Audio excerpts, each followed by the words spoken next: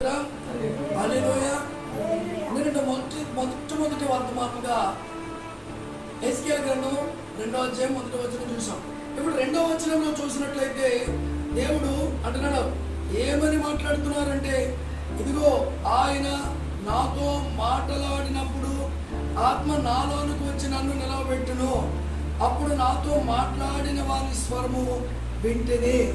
దేవునికి స్తోత్రం.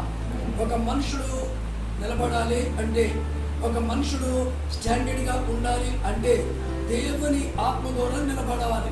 దేవుని ఆత్మ మనలోకి వస్తేనే నిలబడతాం. ఒకవేళ దేవుని ఆత్మ మనలోకి రాలేదు అనుకుంటే కనుక నిలబడలేము. ఎందుకో తెలుసా? దేవుని శక్తి గొప్పది. అందుకే అపోస్తల కార్యములో 1వ అధ్యాయము 8వ వచనంలో తెలియపరుస్తున్న మాట ఏంటంటే, మీరు పైనుండి శక్తి కొరకు కనిపెట్టండి అంటాడు. ఇదిగో ఆత్మ మీలోకి వచ్చినప్పుడు శక్తి పొందుతారు అంటాడు. ఎందుకంటే పరిశుద్ధాత్మను ఎప్పుడైతే పొందుకుంటామో నిలబడతాం.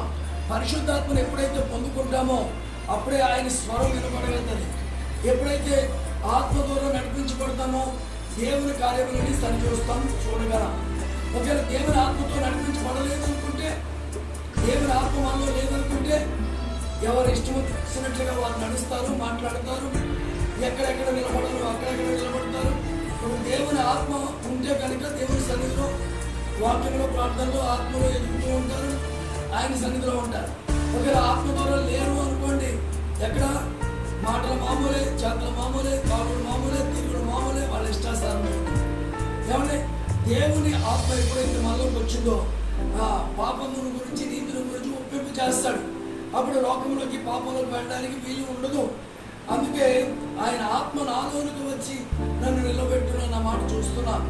ఏమన్నా ఆత్మ లేనివాడు నావాడు కాదన్నాడు. ప్రతి ఒక్కరూ పరిశుద్ధాత్మతో నింపబడి మనం ముందుకు నడవాలి.